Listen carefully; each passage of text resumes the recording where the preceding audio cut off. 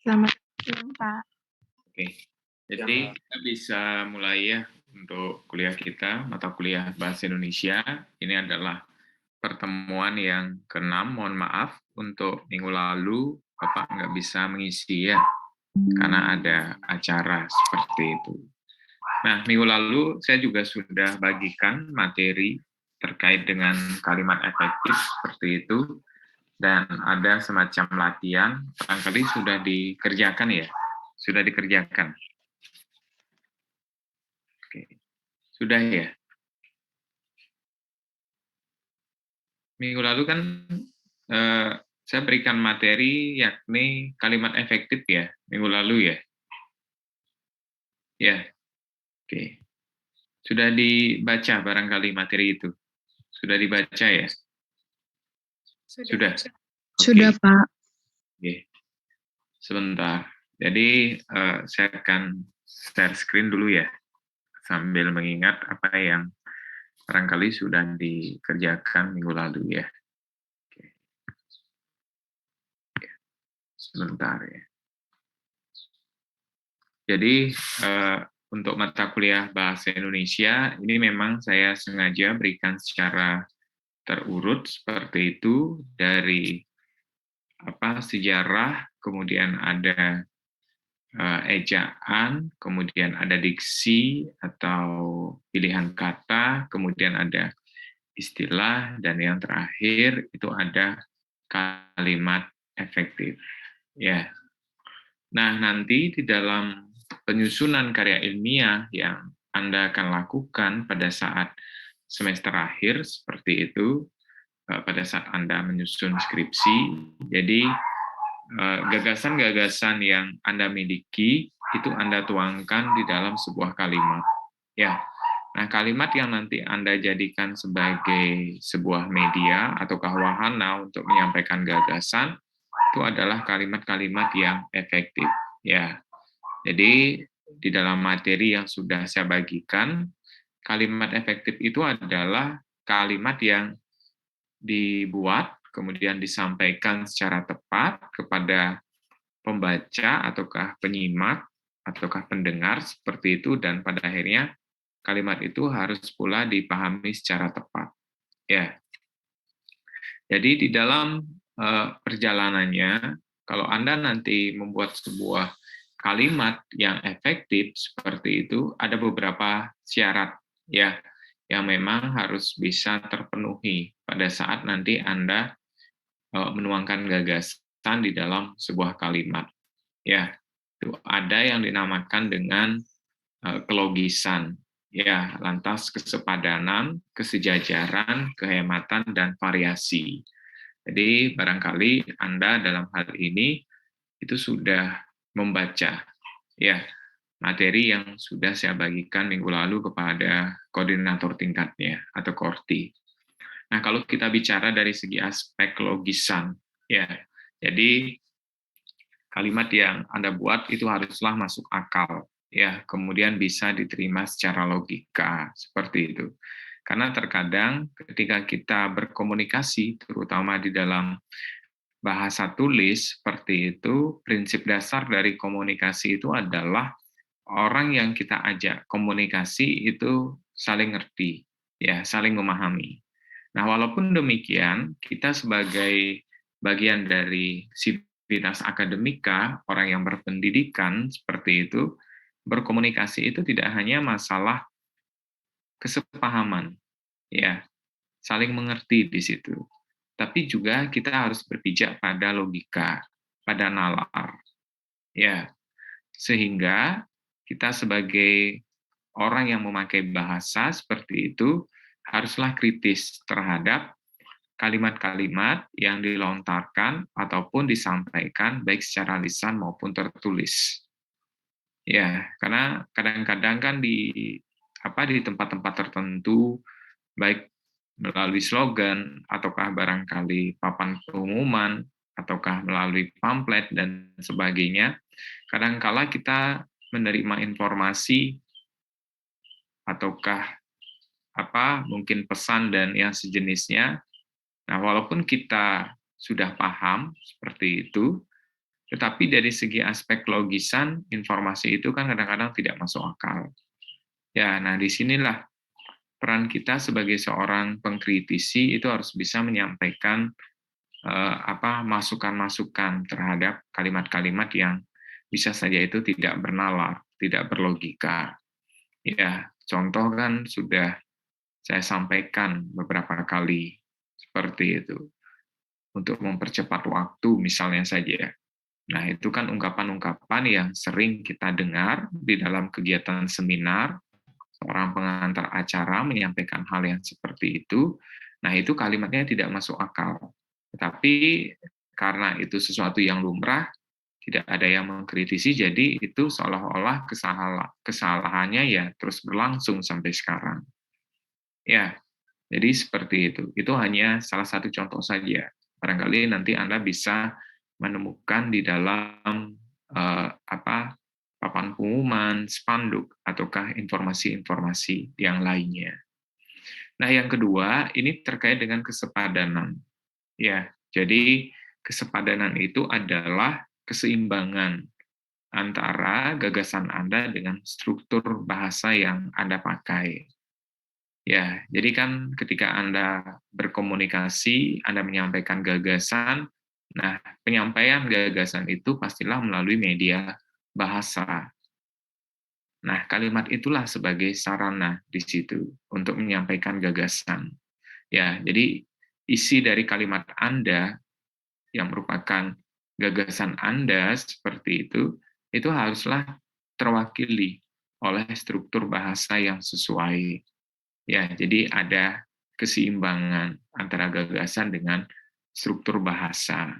Ya, jadi kadang-kadang kan kita kerap kali menambahkan beberapa kosakata tertentu di dalam kalimat kita yang pada akhirnya membuat kalimat itu menjadi kalimat yang tidak jelas unsur-unsurnya. Baik dari segi subjek, predikat, ataukah fungsi-fungsi yang lainnya, seperti itu. Nanti Anda bisa mengecek yang seperti apa kalimat yang sepadan. Ya. Kemudian yang ketiga, ini terkait dengan kesejajaran. Ya, jadi kesejajaran itu adalah gagasan yang Anda sampaikan itu dalam struktur kebahasaan yang sama. Ya, jadi ada ide ataupun gagasan yang ingin Anda sampaikan, itu Anda tuangkan dalam struktur kebahasaan yang sama pentingnya, seperti itu.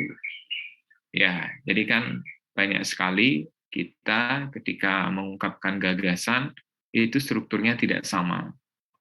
Ya, jadi dalam contoh yang sudah saya bagikan, kalau misalnya saja kalimat itu yang berupa kalimat perincian, misalnya saja, seperti ini misalnya. Ya, jadi oke. Nah, ini dia contohnya. Nah, di sini kan ada kegiatan di perpustakaan meliputi pembelian buku, membuat katalog, dan buku-buku diberi label.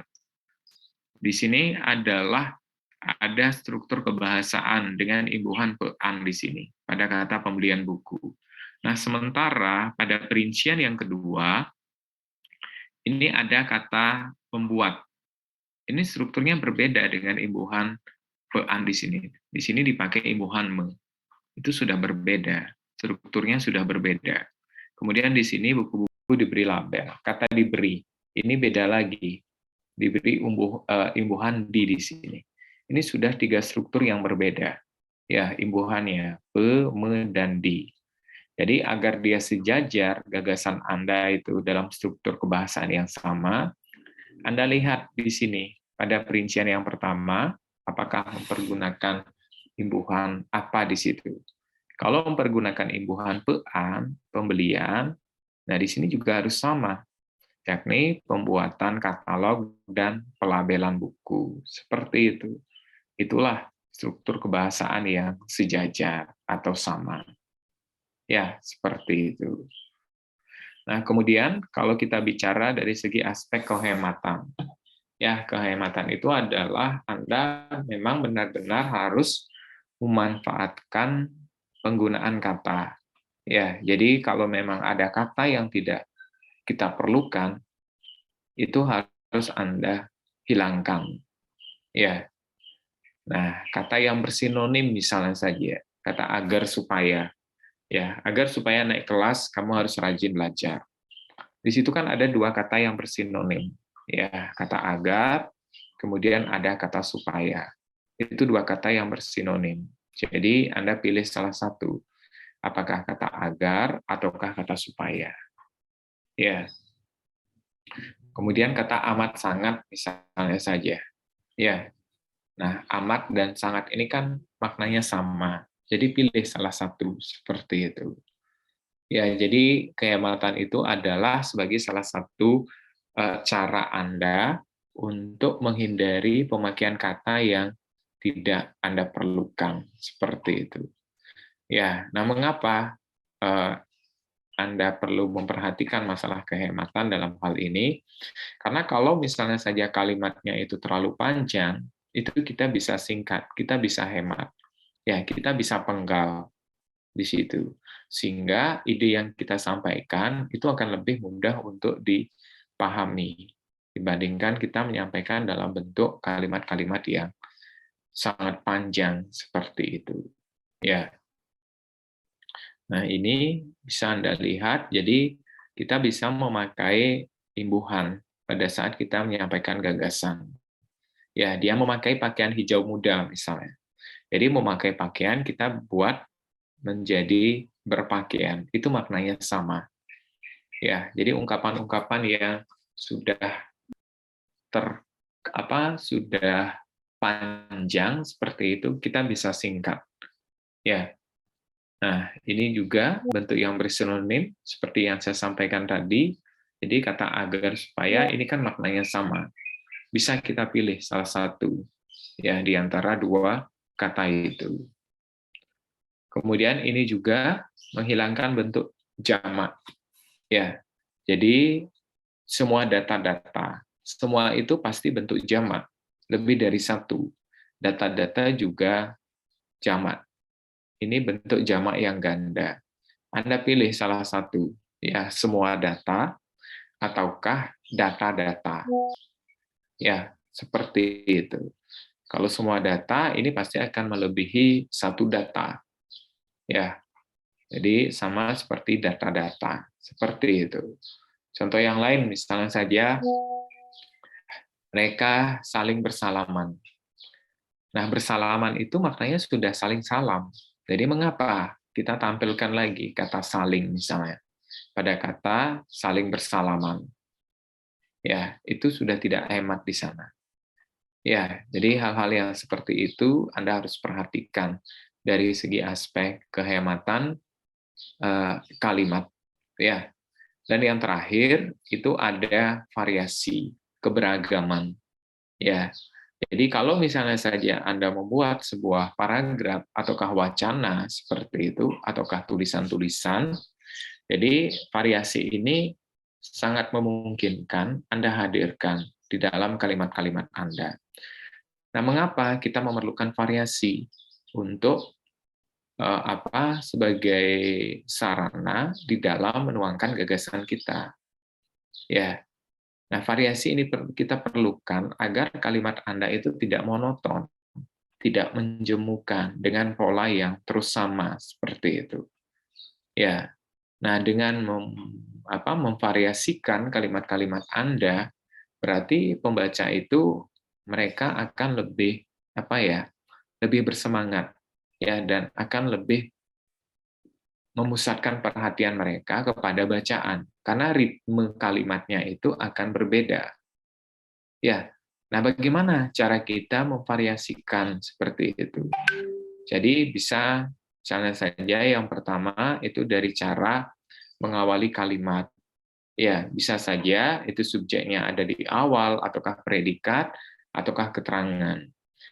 Ya, jadi tidak mesti dalam hal ini subjek itu harus di awal kalimat. Bisa Anda variasikan di situ. Ya. Kemudian yang kedua, bisa Anda ambil dengan strateginya itu adalah panjang pendek dari kalimat yang Anda buat seperti itu. Ya. Jadi kalau misalnya saja dalam satu paragraf kalimat awalnya itu 9 kata, kalimat berikutnya mungkin kita bisa hadirkan dengan kalimat yang pendek, misalnya saja. Jadi bisa seperti itu. Atau langkah yang lain, misalnya saja, kita pakai beragam jenis kalimat di situ. Ya, jadi tidak hanya kalimat berita, tetapi kita bisa hadirkan kalimat tanya, ataukah kalimat-kalimat narasi, kalimat deskripsi, dan sebagainya. Jadi dengan membuat kalimat-kalimat yang bervariasi seperti itu, pembaca akan merasa senang. Ya, perhatian mereka akan tetap pada tulisan seperti itu. Karena ritme dari tulisan Anda itu berbeda-beda.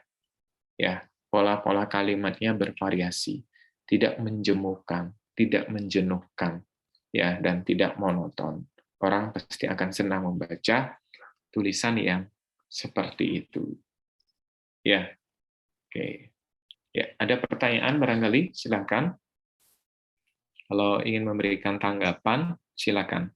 Ya, terkait dengan kalimat efektif. Ya, dan latihannya juga saya sudah bagikan minggu lalu.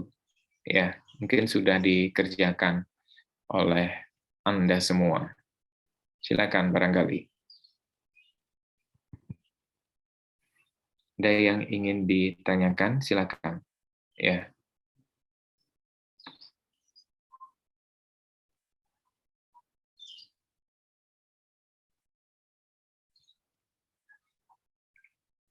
Ya, silakan.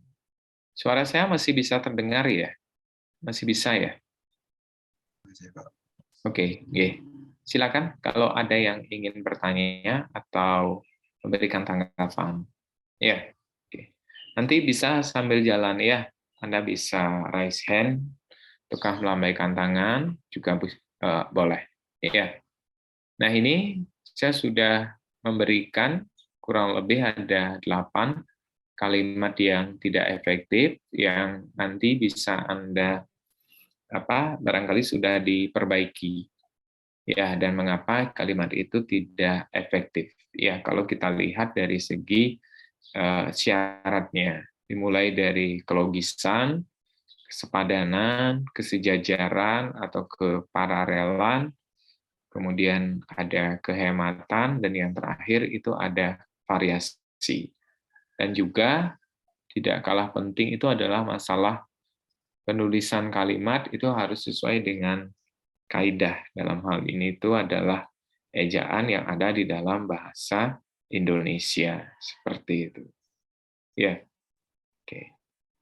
Ya, kita mulai dari yang pertama dulu. Ya, sebelum nanti saya lanjutkan materinya terkait dengan paragraf. Ya, silakan. Siapa yang ingin berpendapat untuk kalimat yang pertama? Oke, sebentar ya. Ya, Ide Ayu Agung, silakan. Baik, terima kasih. Perkenalkan, nama saya Dayu Agung Datsan Raskar dengan NPM akhir 36. Kalimat tidak efektifnya, adik memetiki setangkai bunga. Dirubah menjadi kalimat efektif menjadi adik memetik setangkai bunga, yaitu menghilangkan bentuk jamak yang ganda, karena memetiki itu artinya itu dia memetik lebih dari satu tangkai bunga, Pak. Oke, ya, terima kasih. Tepat sekali, Agung ya. Terima kasih, Pak. Ya. Sebentar ya.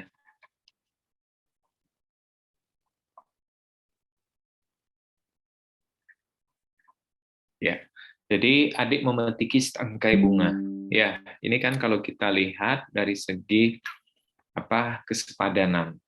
Ya, atau bisa juga kalau kita lihat dari segi aspek logisan. Ya, di sini kan objeknya ini sudah jelas sekali, setangkai bunga. Ya, objeknya itu adalah setangkai bunga, berarti hanya ada satu bunga. Nah, sementara di depan objek itu ada predikat. Ya, predikat memetiki di situ. Nah, akhiran I dalam hal ini itu memiliki makna melakukan pekerjaan secara berulang-ulang. Ya. Nah, di sini kan tidak tepat melakukan pekerjaan secara berulang-ulang karena apa? Objeknya itu adalah setangkai. Kan tidak mungkin memetiki setangkai bunga, melakukan pekerjaan berulang-ulang hanya untuk satu bunga, kan tidak mungkin. Ya, jadi perbaikannya tepat sekali tadi, adik memetik setangkai bunga, bukan memetiki. Kalau adik memetiki bunga, itu tepat. Ya, karena objeknya itu adalah bunga, dan itu tidak setangkai, tidak satu. Ingat, akhiran I ini memiliki makna, salah satunya adalah melakukan pekerjaan secara berulang kali. Ya, oke. Ya, terima kasih Agung untuk pendapatnya. Yang kedua, Ingrid, silakan. Baik, Pak, saya akan menanggapi soal yang pernyataan yang kedua, yaitu karyawan itu dengan segera mengubah rencananya setelah dia bertemu dengan direkturnya. Menurut pendapat saya, penggunaan kata dengan dan dia itu tidak tepat karena kata segera yang tertera sudah mewakili dengan segera.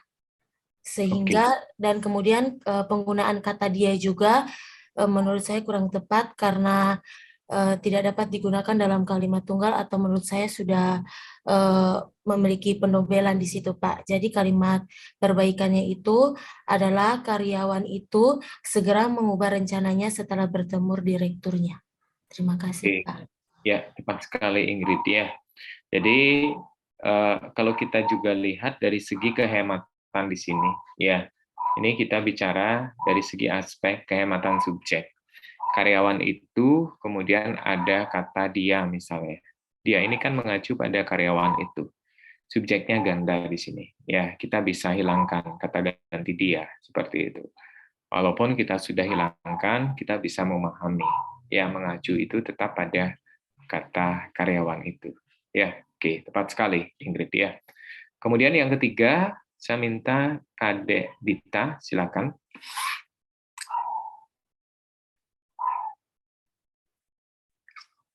Silakan Kadek Dita. Udah ya?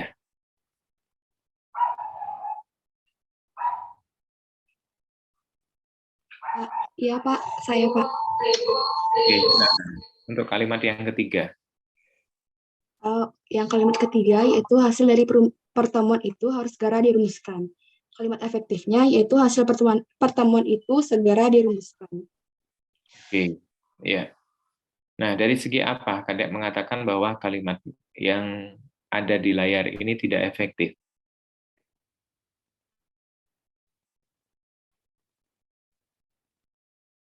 Halo? Oke. Iya Pak. Ya. Mengapa Maaf, Pak, dikatakan? bisa diulang pertanyaannya Pak? Mengapa kalimatnya Kadek katakan tidak efektif yang ada di layar ini? Apa alasannya? Perbaikannya tadi sudah tepat ya. Hasil pertemuan itu segera dirumuskan atau harus segera dirumuskan. Menurut saya itu dari segi kehematan ya Pak. Oke. Penghematan kata. Oke, dari segi kehematan. Iya, tepat sekali ya. Berikutnya, Madidava, silakan. Di sini jadi saya akan menanggapi tentang yang keempat itu warna kuning dan warna ungu adalah warna kesukaannya. Jadi itu kalimat tidak efektifnya. Dan di sini kalimat efektifnya saya mengubahnya menjadi warna kuning dan ungu adalah warna kesukaannya. Itu saya melihat dari penghematan kata Pak. Jadi biar supaya tidak diulang-ulang. Jadi kalimat dan layar itu saya ubah menjadi warna kuning dan ungu adalah warna kesukaannya. Oke, ya, tepat sekali ya. Jadi yang lebih hemat lagi itu adalah kuning dan ungu adalah warna kesukaannya. Seperti itu ya, Dava ya. Oke ya, terima kasih untuk responnya. Kemudian ada Anggi, barangkali. Silakan Anggi. Untuk yang nomor 5, itu perampok itu mengadakan pembunuhan terhadap pemilik rumah. Kalimat efektifnya itu perampok itu membunuh pemilik rumah. Jadi di situ ada penghematan kata dari mengadakan pembunuhan itu jadinya itu membunuh. Terima kasih Pak. Ya, tepat sekali ya. Jadi kalau pembunuhan kan tidak mungkin diadakan di situ. Kalau pesta bisa diadakan. Ya, jadi yang tepat itu perampok itu membunuh pemilik rumah, bukan mengadakan pembunuhan. Ya.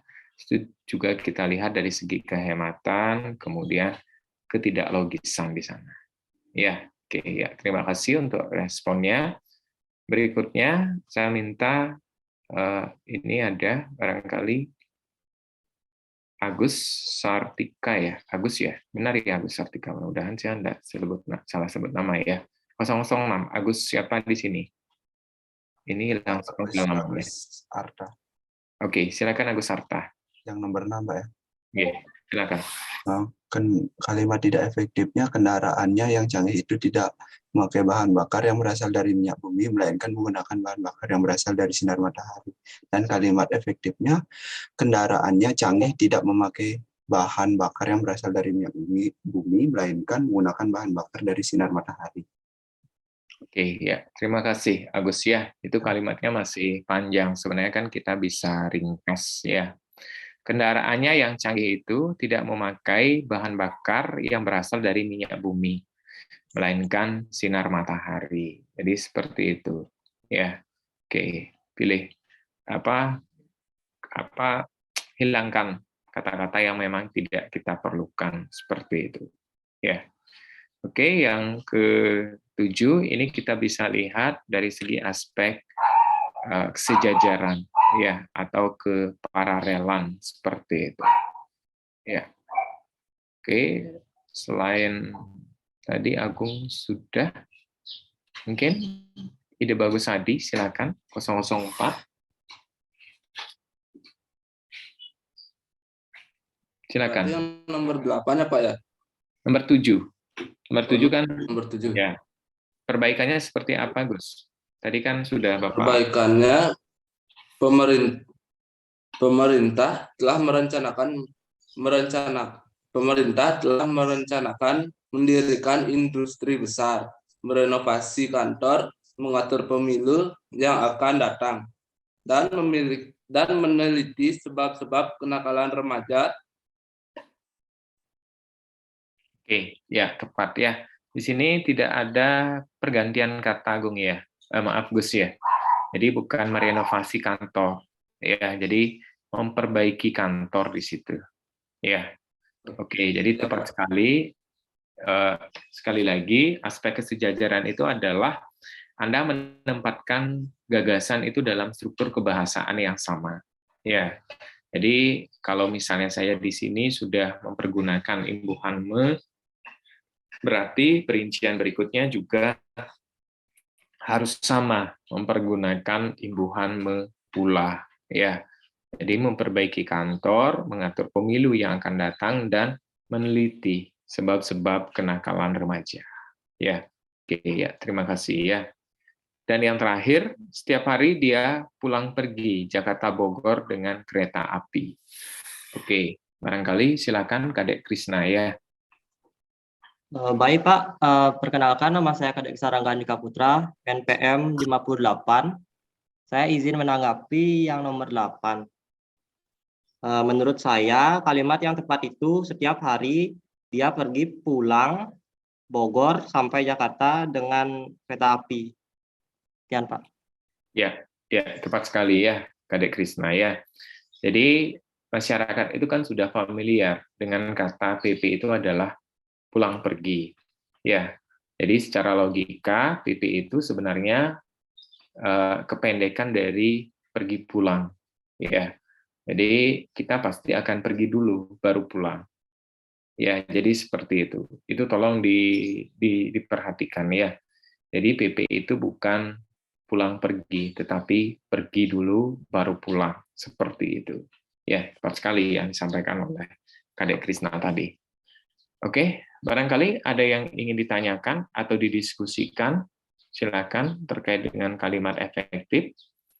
Sebelum saya lanjutkan mengenai pengembangan paragraf di dalam penulisan ilmiah seperti itu. Ya. Oke, silakan kalau ada yang ingin ditanyakan atau ditanggapi. Silakan. Jadi sekali lagi Anda dalam hal ini sudah masuk ke perguruan tinggi seperti itu, dan Anda sudah menjadi seorang mahasiswa dan menjadi bagian dari akademisi, orang-orang yang berkecimpung di dalam pengembangan ilmu pengetahuan seperti itu, walaupun ini memang bukan ranah Anda di bidang kebahasaan atau kompetensi Anda seperti itu, tetapi sekali lagi ini merupakan salah satu wahana, ya, bahasa itu sebagai sarana Anda untuk berkomunikasi dengan orang lain. Jadi kita sebagai pemakai bahasa itu haruslah kritis terhadap pemakaian bahasa yang dipakai oleh orang lain.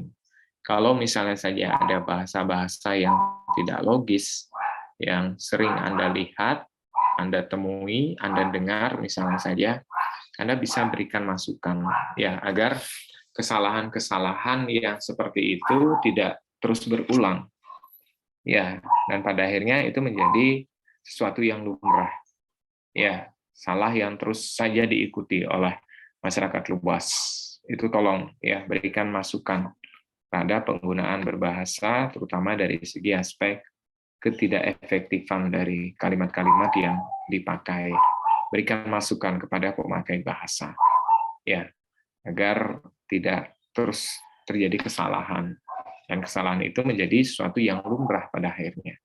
Ya, kita kan bisa hindari kalau kita sebagai pemakai bahasa itu bisa kritis terhadap apa yang disampaikan.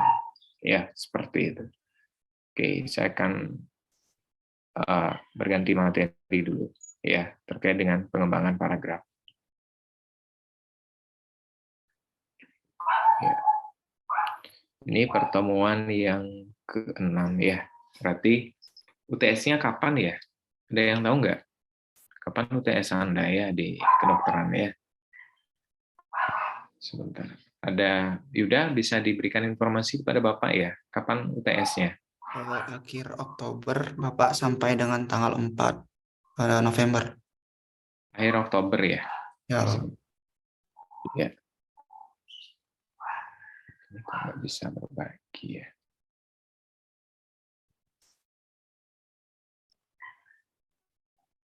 Sebentar ya.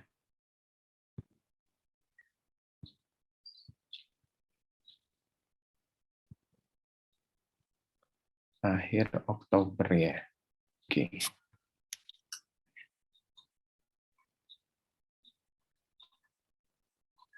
Berarti kita hanya punya waktu minggu depan barangkali ya. Lagi sekali ya, sebelum nanti kita bisa UTS untuk akhir Oktobernya. Jadi penyelenggaraan UTS itu dilakukan pada pertemuan yang ke-8 biasanya. Ya, jadi ini pertemuan yang ke-6, minggu depan ke-7. Seperti itu. Nanti kalau misalnya saja UTS Anda itu masih lagi 2 minggu, jadi pada pertemuan yang ke-8 kita bisa isi dengan materi-materi tertentu atau barangkali semacam evaluasi ya terhadap materi yang sudah kita diskusikan. Ya, seperti itu. Dan UTS-nya saya rasa masih secara daring ya, bukan secara luring, seperti itu. Oke, ya. Jadi pengembangan paragraf di dalam penulisan ilmiah. Nah, ini merupakan kelanjutan ya dari materi yang tadi, kalimat efektif. Itu sudah saya rasa Anda sudah menguasai di sana semua. Ya. Nah, dari kalimat-kalimat yang efektif itulah nanti Anda bisa mengumpulkannya menjadi sebuah paragraf, dan paragraf itu sebagai sebuah sarana yang memang dari segi aspek satuan bahasa itu lebih lengkap ya, dan lebih luas, lebih banyak dibandingkan dengan kalimat-kalimat seperti itu ya. Nah, secara definisinya, secara pengertian yang sederhana, jadi paragraf itu sebagai satuan bentuk bahasa yang umumnya merupakan gabungan dari beberapa kalimat. Ya, ini definisi yang sederhana kalau terkait dengan paragraf. Ada yang menyebut paragraf itu dengan alinea, itu juga bisa. Ya, tapi secara umum kita menyebutnya dengan paragraf. Ya. Nah, di dalam sebuah paragraf itu akan banyak muncul satuan-satuan bentuk bahasa yang lain. Ya, kalau bisa saya informasikan, satuan bentuk bahasa yang lain itu yang paling kecil ada yang dinamakan dengan fonem atau bunyi. Ya, Kemudian ada morfem atau kata, itu gabungan dari beberapa fonem seperti itu, dan membentuklah morfem atau kata yang memiliki makna. Kemudian ada frasa, ya. Lebih tinggi lagi, itu ada klausa. Setelah klausa baru ada kalimat, dan yang lebih besar lagi itu ada yang dinamakan dengan paragraf. Kemudian yang paling lengkap itu adalah wacana. Ya, jadi itu yang paling lengkap. Di dalam wacana itu akan banyak terdiri dari beberapa paragraf seperti itu. Atau barangkali ada yang menyebut paragraf itu juga sebagai sebuah wacana. Kalimat juga sebagai sebuah wacana. Ya, itu tidak perlu kita diskusikan ya, karena itu kan bukan ranah Anda seperti itu. Ya.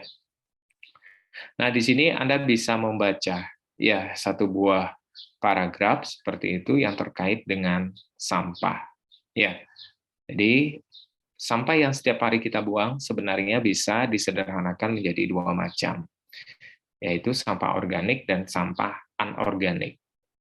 Sampah organik itu adalah sampah yang mudah membusuk seperti sisa makanan dan daun-daunan yang umumnya basah. Sampah anorganik adalah sampah yang sulit atau tidak bisa membusuk, umpamanya plastik, kaca, logam, kain, dan karet. Nah, di sini Anda bisa melihat ya bahwa di dalam satu paragraf itu terdiri dari beberapa kalimat. Nah, di dalam paragraf ini ada 3 kalimat. Ya, ada 3 kalimat. Nah, apa inti dari paragraf ini? Barangkali bisa ditanggapi. Apa inti dari paragraf ini? Silakan, ada yang bisa menanggapi barangkali. Paragraf ini bicara tentang apa? Silakan. Barangkali ada yang bisa menanggapi.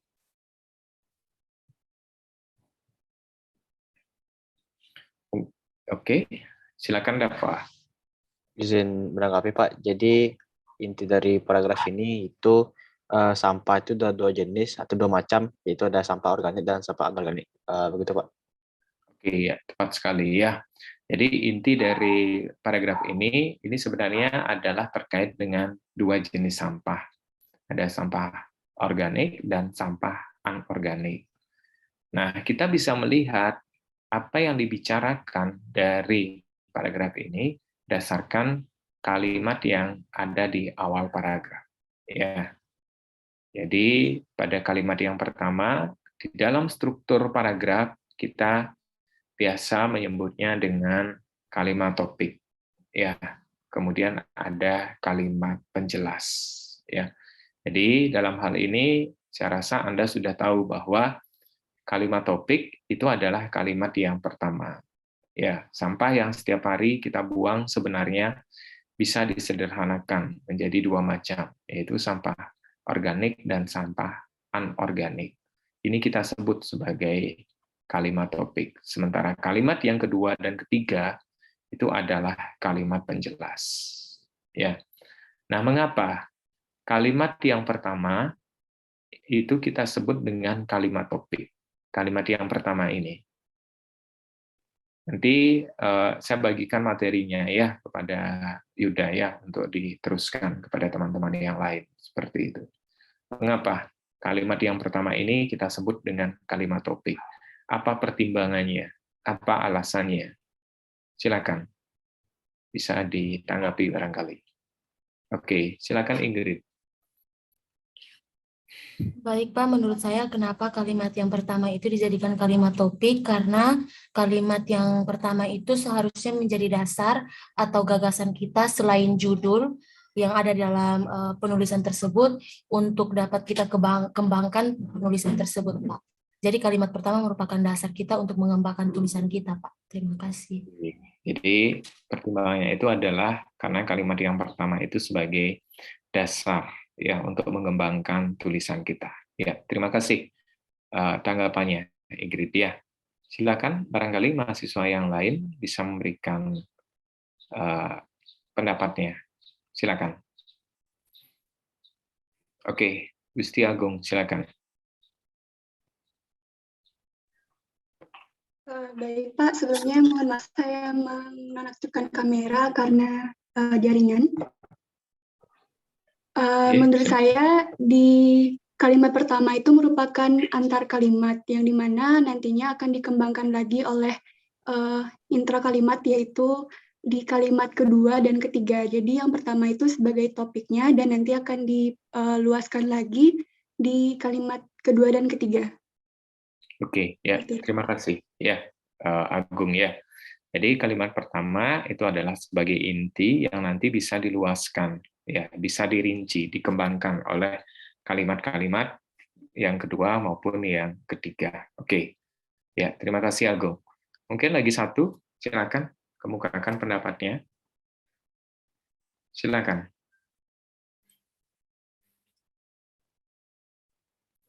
Ya, jadi tepat sekali apa yang disampaikan oleh rekan Anda tadi. Ya, ada Ingrid, kemudian ada Agung. Nah, kalimat yang pertama ini disebut dengan kalimat topik, sementara kalimat yang kedua dan ketiga itu sebagai kalimat penjelas, itu karena kalau kita lihat dari segi ciri dari kalimat topik itu sendiri. Ya, di dalam tayangan ini Anda bisa melihat ada 3 ciri dari kalimat topik. Ya, yang pertama itu merupakan kalimat lengkap yang dapat berdiri sendiri. Ya, artinya kalimat topik itu adalah kalimat yang secara struktur dia sudah lengkap. Ya, dan dia bisa berdiri sendiri walaupun itu tidak kita kaitkan dengan kalimat-kalimat yang lainnya. Dan di situ pun maknanya sudah cukup jelas di sana. Ya, dan untuk kita bisa mengetahui lebih mudah lagi apakah itu sebagai kalimat topik ataukah kalimat penjelas, yakni pada poin yang kedua. Kalimat topik itu akan mengandung sebuah masalah. Ya, dia mengandung sebuah masalah yang berpotensi untuk dikembangkan atau dijelaskan atau diuraikan lebih dalam lagi. Ya, sekali lagi, kalimat topik itu mengandung sebuah masalah yang bisa Anda kembangkan. Ya, nah ini contohnya. Nah, masalah pada kalimat topik, pada kalimat atau paragraf ini, yakni terkait dengan 2 macam sampah. Ya, sampah organik dan sampah anorganik, seperti itu. Nah, itu kan sebuah masalah yang bisa Anda kembangkan, bisa Anda rinci lebih dalam lagi. Apa yang dimaksud dengan sampah organik, kemudian apa yang dimaksud dengan sampah anorganik, seperti itu. Apakah dengan menghadirkan definisi, contoh, ataukah konsep, atau yang lainnya, seperti itu. Ya, jadi sekali lagi, kalimat topik itu mengandung sebuah masalah yang potensial untuk Anda rinci lebih dalam lagi. Nah, sementara kalau kalimat penjelas, dia berupa tambahan, data-data tambahan, atau bisa berupa rincian, bisa berupa contoh, ataukah keterangan. Yang dalam hal ini, sifatnya itu adalah untuk mendukung kalimat topik. Ya, ini saja Anda pegang pada poin yang ketiga. Ciri dari kalimat penjelas. Ya, jadi ya bisa berupa rincian, data tambahan lain, atau hal-hal yang terkait dengan itu yang pada akhirnya akan mendukung kalimat topik. Ya. Nah, kalimat penjelas ini juga maknanya baru bisa kita dapatkan secara lebih mantap lagi kalau kalimat penjelas itu dihubungkan dengan kalimat-kalimat yang lainnya. Dan biasanya kalimat penjelas itu tidak dapat berdiri sendiri. Ya, dalam hal ini dia perlu kehadiran kalimat-kalimat yang lain seperti itu. Sehingga di dalam sebuah paragraf, kalimat penjelas itu tidak cukup hanya satu saja. Ya, jadi juga akan ada kalimat-kalimat yang lain yang pada akhirnya akan mendukung kalimat topik yang ada di awal paragraf ataukah di akhir paragraf seperti itu. Ya, jadi kalimat topik itu mengandung masalah yang potensial untuk Anda kembangkan, sementara kalimat penjelas itu adalah kalimat yang mengandung rincian, ya, keterangan, ataukah data tambahan lain yang memang akan mendukung kalimat topik. Ya, seperti itu. Itu bedanya, ya, kalimat topik dan kalimat penjelas. Ini biasanya kalau di dalam struktur paragraf pasti akan sering disinggung, ya, masalah kalimat topik dan kalimat penjelas seperti itu. Ya, oke. Barangkali ada respon dulu atau tanggapan, silakan.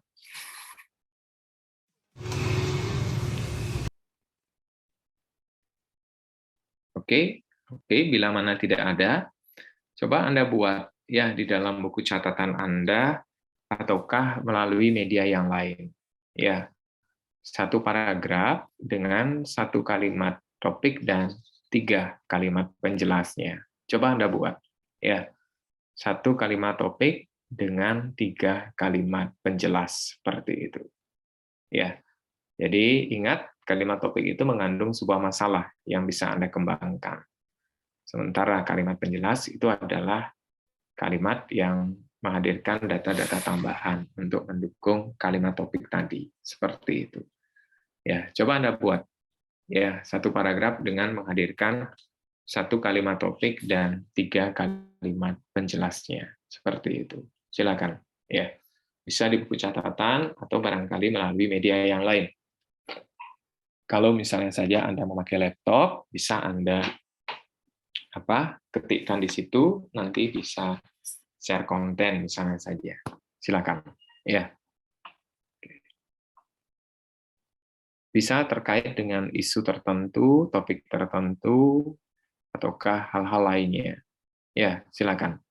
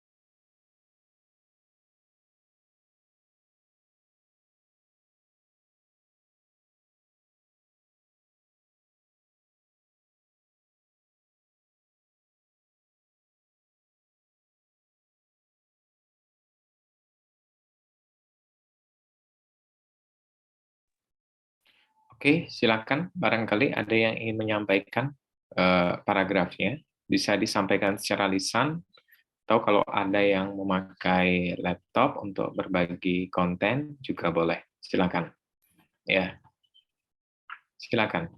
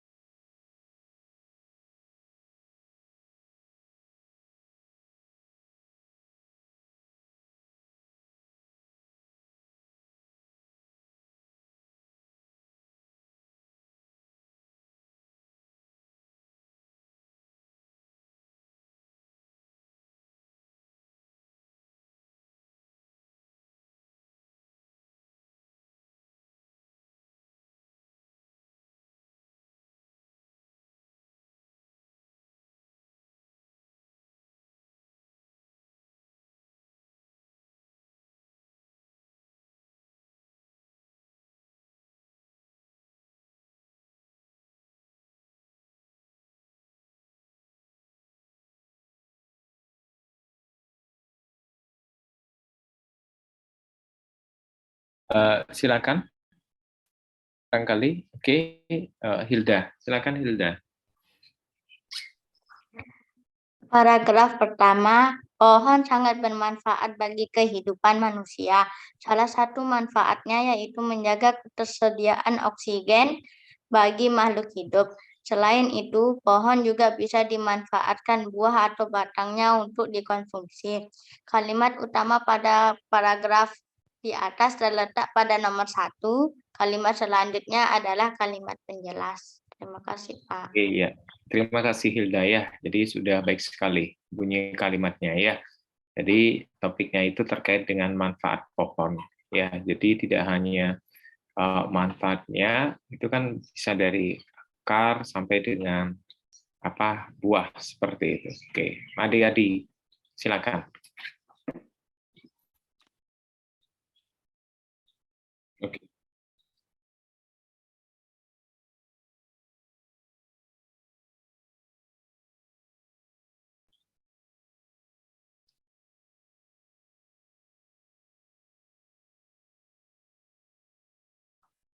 Oke, jadi kalimat topiknya apa, Adi?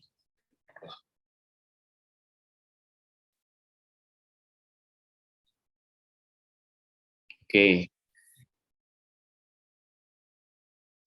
Oke. Ya, tepat sekali ya. Jadi internet yang memang sangat membantu di dalam semua unsur kehidupan. Ya, oke. Ya, terima kasih ya, Nadia.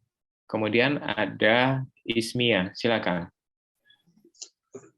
Baik Pak, ini paragraf yang punya saya mengenai kesehatan gigi dan mulut. Jadi pada kalimat pertama, di Indonesia ternyata masih banyak sekali masyarakat yang minim akan pengetahuan kesehatan gigi dan mulut. Hampir di seluruh daerah di Indonesia masih memiliki kebiasaan yang tidak baik bagi gigi dan mulut. Kebiasaan-kebiasaan tersebut seperti tidak menyikat gigi minimal 2 kali sehari, membiarkan gigi yang sakit dan tidak membawanya ke dokter, tidak melakukan cek periodik ke dokter minimal 6 bulan sekali, dan masih banyak hal-hal yang dapat mengurangi kesehatan gigi dan mulut lainnya. Masalah yang masih banyak ada di masyarakat juga, yaitu cara masyarakat menyikat gigi. Terkadang mereka asal menggosok bagian gigi mereka tanpa memikirkan bagaimana cara menggosok gigi yang baik dan benar. Terima kasih, Pak. Oke, ya. Jadi itu sudah lebih dari 3 kalimat. Ya. Intinya itu adalah terkait dengan apa? Masalah kesehatan gigi dan mulut ya, pada kalimat topiknya ya? Iya, Pak. Oke, ya. Jadi kalau misalnya saja Anda ingin menambahkan data yang lain, bisa saja. Ya, mungkin data dari Kementerian Kesehatan pada tahun 2021 menunjukkan yakni ini sekian persen masyarakat tidak berobat ke dokter gigi kalau giginya sedang sakit misalnya saja. Itu bisa Anda tambahkan. Ya, oke. Agar berisi semacam fakta di situ atau data ya yang bisa dipertanggungjawabkan. Oke, ya. Terima kasih ya Ismia. Jadi ada 3 mahasiswa, Hilda, Adia, dan Ismia. Itu sudah paragrafnya sudah bagus semua ya, dan saya rasa itu sudah runut paragrafnya ya. Oke, saya rasa mahasiswa yang lain juga sudah membuat ya, mungkin masih sedang dalam proses perbaikan dan sebagainya. Tidak masalah ya. Oke. Nah, saya lanjutkan terkait dengan persyaratan paragraf. Ya. Kalau Anda baca di dalam paragraf ini ada sebuah paragraf dengan banyak sekali ide yang ingin disampaikan oleh sang penulis. Ya, kalau Anda baca paragraf ini. Ya, jadi pekerjaan saya sehari-hari adalah guru bahasa Indonesia. Sebelum menjadi guru, saya mempelajari bahasa Indonesia dengan sungguh-sungguh. Pekerjaan sehari-hari Clinton adalah Presiden Amerika Serikat. Melalui perjuangannya, Clinton berhasil menjadi Presiden Amerika. Clinton termasuk Presiden Amerika yang populer.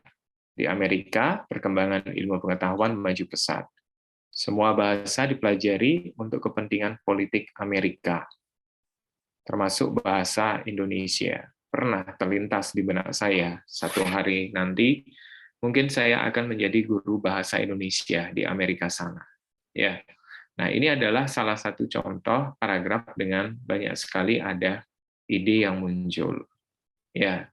Jadi yang dibicarakan ini memang perihal Amerika Serikat. Ya, tetapi di sini banyak sekali ide. Ya, saya sebagai guru bahasa Indonesia. Kemudian beralih ke Clinton sebagai Presiden Amerika. Kemudian juga terkait dengan perkembangan ilmu pengetahuan yang maju pesat di Amerika. Ya. Nah, kalau kita lihat dari segi aspek persyaratan paragraf, ini tidak memenuhi aspek kesatuan. Ya, tidak memenuhi aspek kesatuan. Nah, apa yang dimaksud dengan aspek kesatuan di dalam persyaratan paragraf? Ya, jadi aspek kesatuan itu adalah secara sederhana di dalam satu alinea atau satu paragraf itu hanya membicarakan satu ide pokok. Ya, jadi dalam satu paragraf itu hanya ada satu ide pokok. Ya, dan kalimat-kalimat yang ada di dalam paragraf itu hanya akan mengacu pada satu ide pokok saja. Seperti itu, satuan paragraf. Hanya ada satu ide pokok saja. Ya. Nah, dari paragraf yang tadi, ini ada 3 ide yang bisa kita kembangkan menjadi 3 paragraf yang berbeda. Ya, jadi yang pertama itu adalah saya sebagai guru bahasa Indonesia. Ya, itu yang pertama. Kemudian yang kedua itu terkait dengan Clinton sebagai presiden Amerika, seperti itu. Kemudian yang ketiga itu terkait dengan Amerika sebagai negara yang kaya dari segi aspek ilmu pengetahuannya. Ya, seperti itu. Nah, ini 3 ide pokok yang bisa Anda kembangkan menjadi 3 paragraf yang berbeda. Ya, oke. Ya, saya minta agar lebih fokus seperti itu. Mungkin Kadek Abelia bisa dibacakan 3 paragraf ini. Silakan Kadek. Pekerjaan saya sehari-hari adalah guru bahasa Indonesia. Bahasa Indonesia tidak hanya diajarkan di Indonesia, tetapi juga di mancanegara, termasuk di Amerika.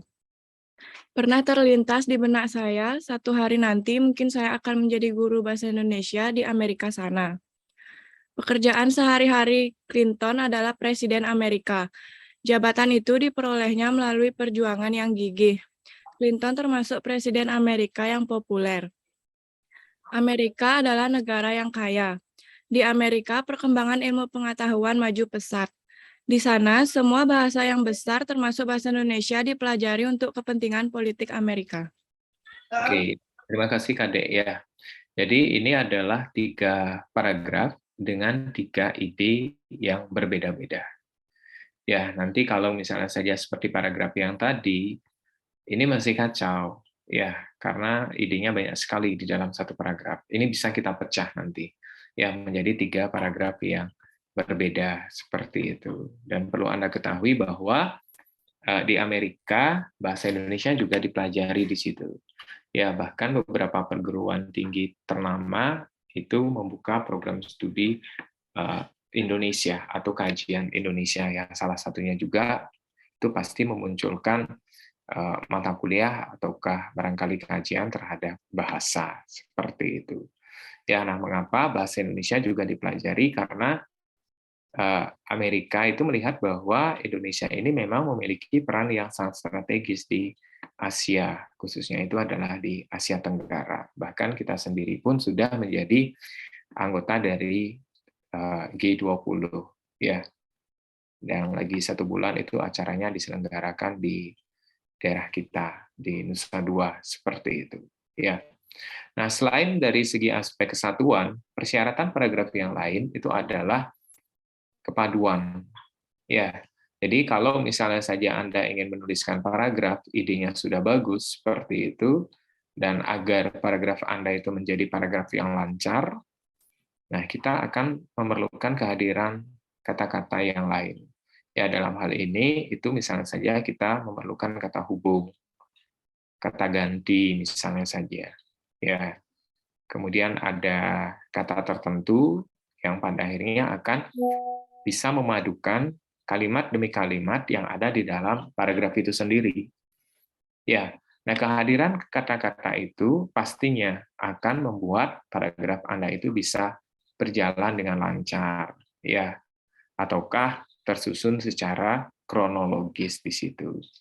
Ya, termasuk juga memiliki semacam logika, ya, atau bisa diterima oleh akal seperti itu. Ya, jadi bisa Anda manfaatkan kata hubung seperti kata dan, lalu, ketika, kemudian, dan seterusnya. Kemudian Anda bisa mengulang kata ataukah frase yang memang Anda perlukan untuk Anda ulang, silakan. Ya, seperti itu. Nah, di sini ada yakni penggunaan repetisi atau pengulangan di sini. Ya, oke. Saya minta agar lebih fokus. Ade Saraswati bisa dibacakan paragraf ini. Silakan, Ade. Ilmu dan teknologi telah menunjukkan peranan dan jasanya dalam kehidupan manusia. Berkat teknologi, banyak aspek realitas telah diperdebatkan untuk penyelidikan akal budi manusia. Kedekatan itu memperlihatkan kemungkinan akses yang lebih besar terhadap realitas dan proses realitas. Bahkan, Melalui teknologi, kepandaian manusia seakan-akan menyatu dengan realitas itu sendiri, sampai terlihat dalam penguasaan manusia atas pengendalian berbagai proses alamiah. Oke, ya, terima kasih Ade. Ya, jadi kata apa yang diulang di sini Ade? Kata realitas, Pak. Oke, ya, kata realitas, kemudian ada kata teknologi yang kerap kali diulang. Ya, jadi kalau kita perhatikan isi dari paragraf ini itu adalah bahwa terkadang perkembangan teknologi itu sampai mengendalikan beberapa proses alamiah atau banyak proses alamiah yang ada di sekitar kita. Ya, ini kan bisa Anda buktikan dalam banyak hal, misalnya saja. Ya, jadi tanaman yang kalau kita mungkin lihat buah-buah impor dari negara-negara asing seperti itu, secara logika kalau sudah sampai di Indonesia melalui perjalanan yang jauh, nah itu kan harusnya cepat membusuk, tapi kita terima itu masih segar seperti itu. Ya, nah ada apa di balik itu? Itu kan juga pemanfaatan teknologi di sana. Ya, kemudian ada mungkin kalau dulu itu para petani kita panen setahun 2 kali, sekarang bisa sampai 4 kali. Ya, jadi perkembangan ilmu pengetahuan, teknologi, dan sebagainya itu memang mempengaruhi berbagai proses alamiah yang terjadi. Ya, manusia sendiri pun juga demikian. Kalau umur sekian itu kan sudah harus muncul kerutan di wajah dan sebagainya, jadi manusia tidak mau menerima hal yang seperti itu. Mereka mencari inovasi bagaimana caranya agar manusia itu bisa awet muda, tidak terlihat tua, dan sebagainya. Ya, nah itulah peran dari teknologi dan ilmu pengetahuan dalam hal ini.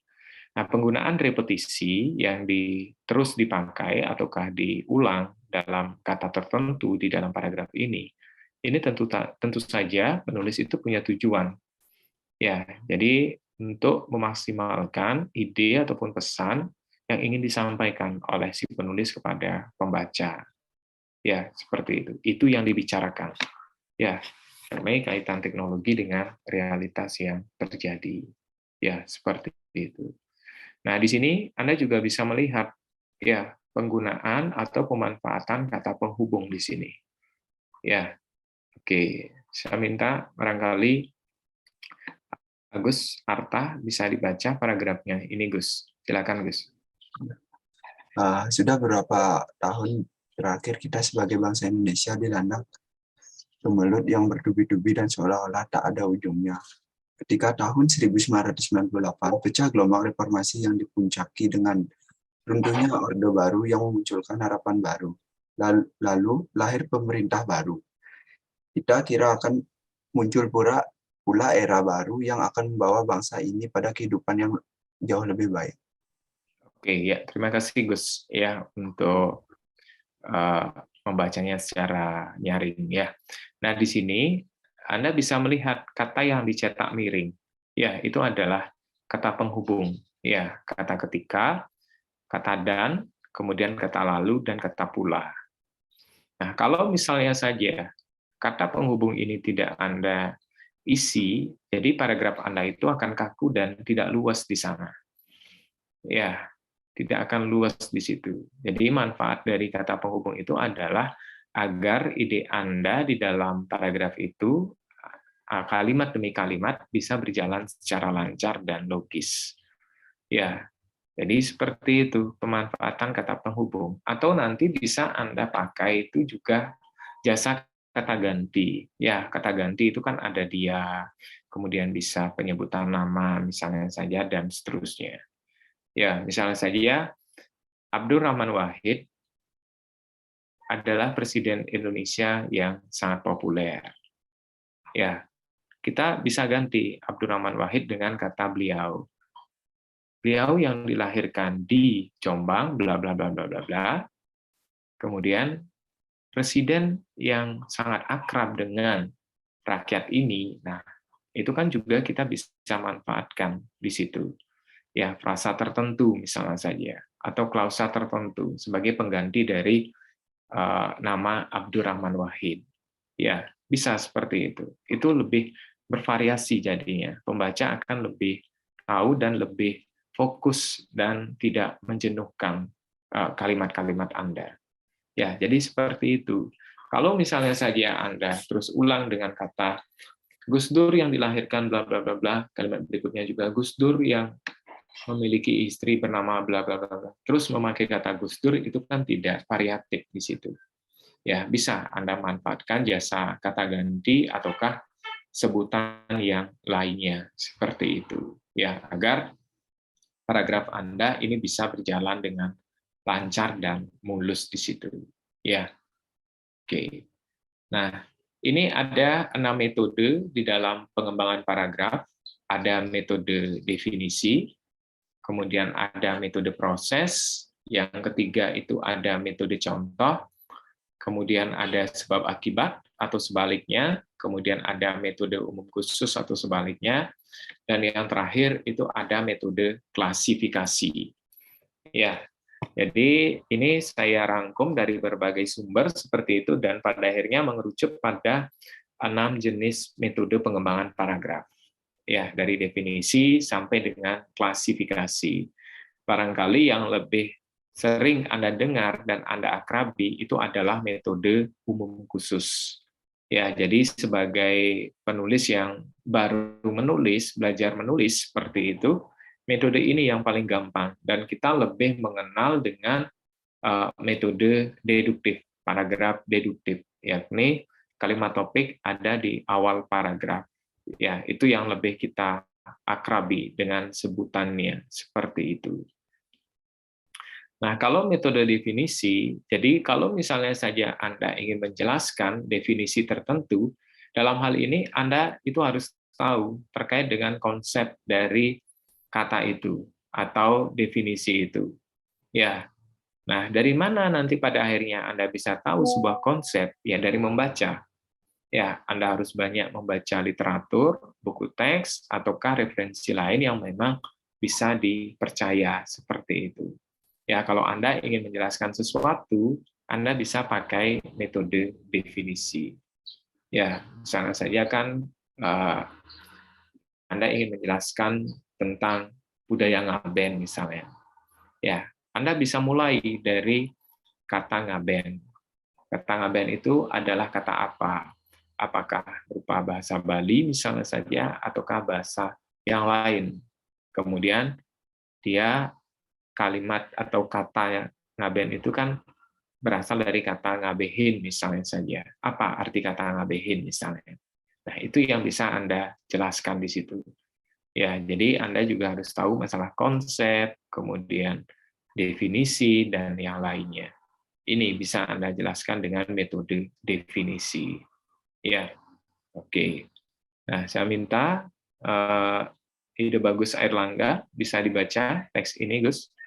Ya, istilah organisasi dalam bahasa Indonesia berasal dari kata kerja bahasa Latin organizer yang berarti membentuk sebagian atau menjadi keseluruhan dari bagian-bagian yang satu dan unsur yang lainnya saling bergantung atau terkoordinasi.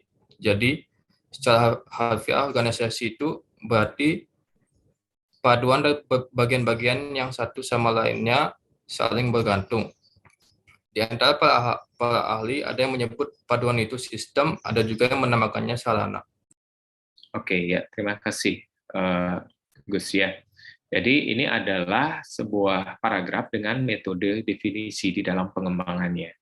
Jadi Anda bisa melihat di sini kata organisasi itu yang menjadi semacam topik dari paragraf ini.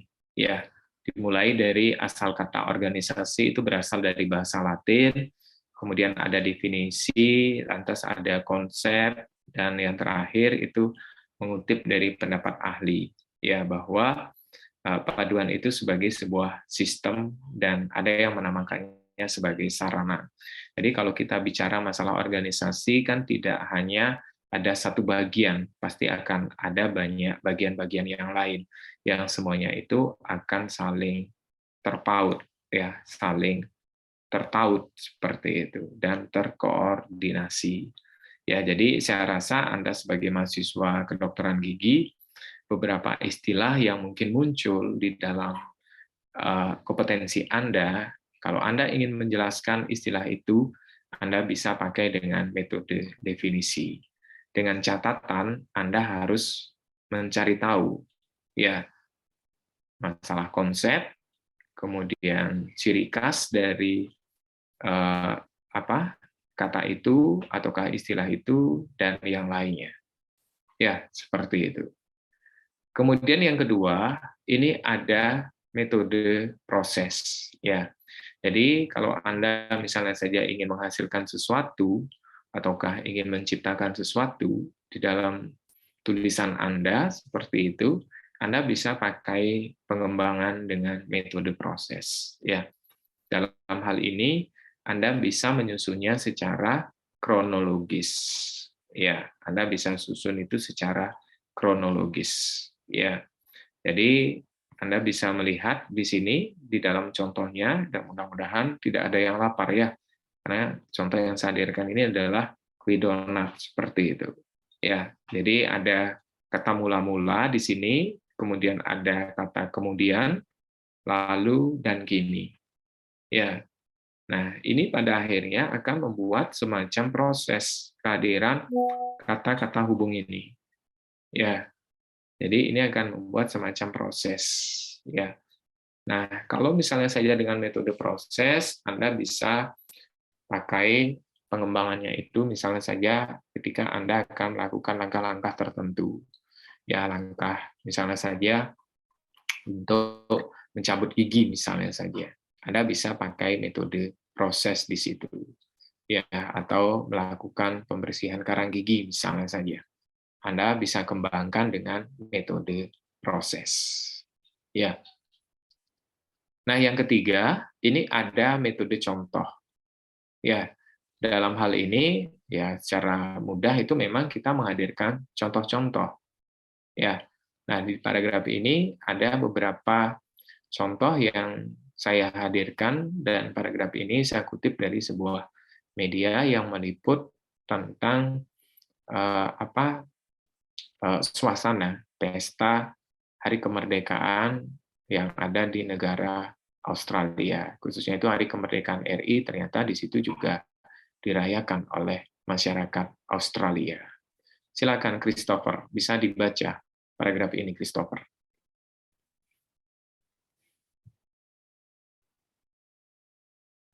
Ada Christopher ya?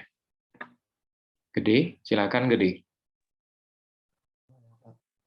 3 metode contoh. Paragraf ditulis dengan memberikan contoh-contoh. Ini seperti acara pesta kesenian sekolah di Indonesia. Lagu-lagu diperdengarkan mulai dari Bintang Kecil hingga Indonesia Raya. Alat musik tradisional semacam angklung dan telempong pun terdengar. Busana yang dikenakan juga busana dari Sabang sampai Merauke. Ada yang mengenakan pakaian adat Bali, Minang, atau Jawa. Dengan gerakan lentur dan lucu, para penari usia SD itu memperlihatkan keterampilan mereka membawakan tari penembahan, indang, hingga tari merak. Oke, ya terima kasih Christopher ya. Coba Anda berikan Christopher ya beberapa contoh yang terkait dengan apa ini? Contoh-contoh ini terkait dengan apa? Ini kan banyak contoh dalam paragraf ini, Christopher. Contoh-contoh apa saja di sini?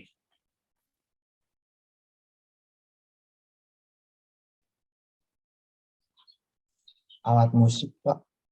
Oke, ya. Jadi ada lagu, kemudian contoh alat musik, lantas ada busana, dan yang terakhir itu ada tari. Nah, contoh-contoh yang ditampilkan ini terkait dengan apa? Coba Anda lihat pada kalimat topik atau kalimat yang pertama, Christopher. Contoh-contoh yang ditampilkan ini terkait dengan apa, Christopher?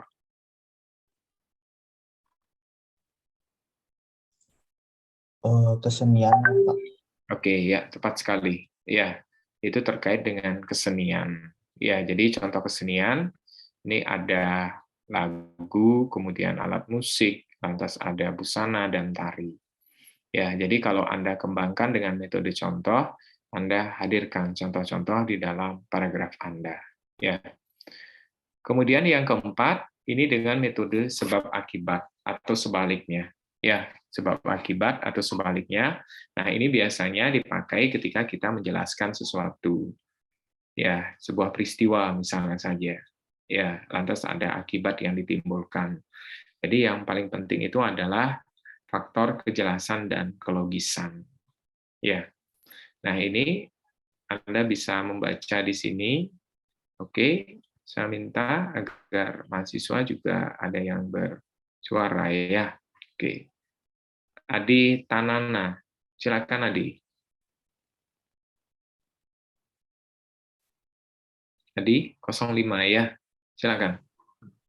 Kecelakaan lalu lintas yang melibatkan beberapa kendaraan hari Selasa sekitar pukul 5.30 WIB terjadi di jalur Jakarta Cirebon KM 17. Dalam peristiwa itu, mobil tangki nomor polisi B9937JP yang dikemudikan oleh Surya Negara terguling, sehingga menyebabkan salah satu awak Asmudi 22 tewas di tempat kejadian dengan luka bakar. Menurut saksi mata, truk tangki dari arah Jakarta melaju dengan kecepatan tinggi dan tiba-tiba oleng sehingga menyeruduk dua kendaraan lain yang berjalan berlawanan. Akibat kecelakaan ini, lalu lintas Jakarta Cirebon sempat tersendat beberapa jam. Oke, ya terima kasih Gede ya untuk pembacaannya seperti itu. Jadi ini pengembangannya dengan metode sebab akibat atau sebaliknya. Ya, jadi ini disusun secara jelas dan logis di sini. Ada peristiwa, kemudian itu mengakibatkan arus yang macet, ya, karena peristiwa kecelakaan seperti itu. Ya, ini biasanya ketika kita menjelaskan sebuah peristiwa, Anda bisa pakai dengan metode sebab akibat atau sebaliknya. Ya. Lantas yang kelima, ini ada metode umum khusus atau sebaliknya. Ya, jadi saya rasa paragraf yang sudah Anda buat seperti itu ini dikembangkan dengan metode umum khusus. Ini yang paling mudah. Ya, atau kita lebih mengenalnya dengan metode pengembangan paragraf deduktif. Ya, jadi dari pernyataan-pernyataan umum baru kita tulis pernyataan-pernyataan khususnya seperti itu. Atau dengan kata lain, kalimat topik itu ada di awal paragraf. Ini paling mudah kita pakai. Ya, seperti itu. Jadi saya rasa di antara semua mahasiswa ini pasti mempergunakan metode umum khusus. Ya, kalau yang sebaliknya itu ada khusus umum, kita sebut dengan metode pengembangan paragraf induktif. Jadi kalimat topik ada di akhir paragraf. Ya, seperti itu. Dan yang terakhir, ini ada metode klasifikasi. Ya, jadi metode klasifikasi itu kita bisa mencatat atau menginventarisasi seperti itu persamaan atau perbedaan dari suatu benda atau non-benda. Ya, jadi kita bisa buat klasifikasi terlebih dahulu. Apa persamaan ataukah perbedaan dari benda atau non-benda itu? Berarti kan akan ada dua yang kita bisa bandingkan di sana. Ya, setelah itu baru kita bisa analisis, kemudian kita bisa generalisasikan atau kita ambil semacam kesimpulan di situ, ya secara umum, ya atau kita bisa perbandingkan.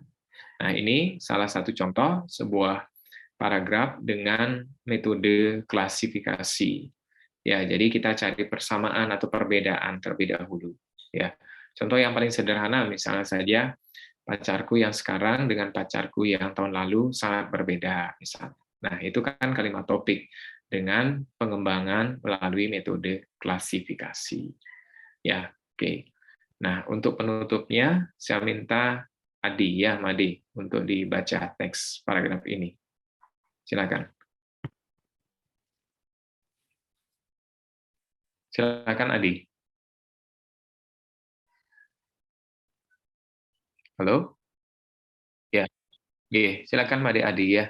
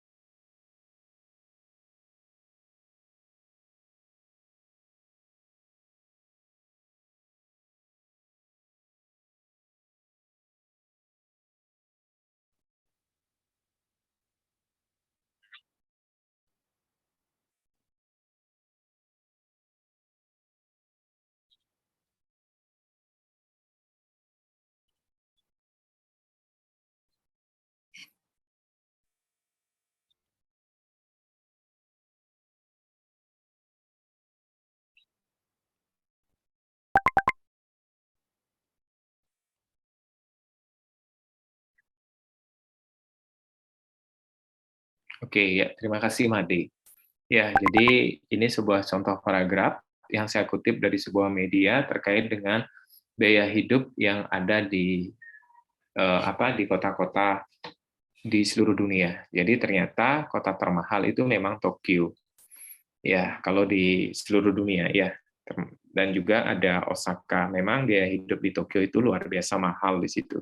Ya, dibandingkan dengan biaya hidup yang ada di Amerika Serikat. Ya, jadi memang di sini ada sebuah kajian dari Economist Intelligence Unit seperti itu, bahwa kota-kota yang ada di Jepang itu memang rata-rata biaya hidupnya sangat luar biasa.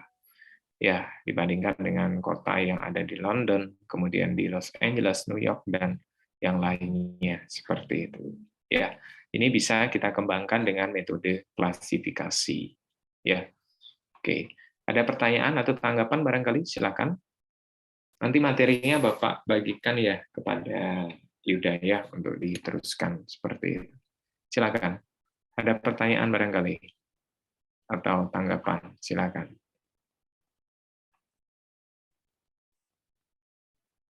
Oke, bila mana tidak ada, saya akan berikan tugas pada Anda untuk Anda kumpulkan ya. Ini sebagai tugas untuk UTS-nya ya. Jadi saya memang memberikan mahasiswa itu sebelum UTS itu, yakni tugas untuk dikumpulkan ya. Nanti saya bagikan kepada Korti untuk tugasnya. Sebentar ya.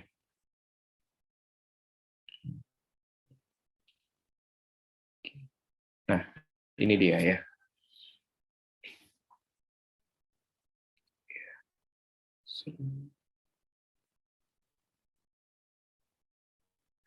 Oke, ini. Ya. Oke, ya ini.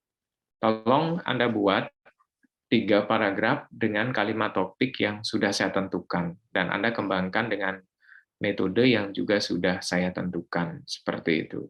Ya, jadi ada kalimat topiknya, pembuatan proposal penelitian ini membutuhkan banyak langkah. Anda kembangkan ini dengan metode proses. Ya. Kemudian yang kedua, karang gigi dan bau mulut merupakan 2 masalah yang sering ditemui pada perokok. Ini Anda kembangkan dengan metode klasifikasi. Dan yang ketiga, orang memiliki banyak alasan tidak mau ke dokter gigi apabila ada masalah dengan giginya. Nah, ini Anda kembangkan dengan metode contoh. Ya, jadi ada 3 paragraf yang mesti Anda kembangkan dengan metode yang sudah saya tentukan dan kalimat topik yang juga pula sudah saya tentukan seperti itu. Ya, nanti saya bagikan filenya ini kepada Yuda untuk diteruskan kepada teman-teman yang lain. Ya.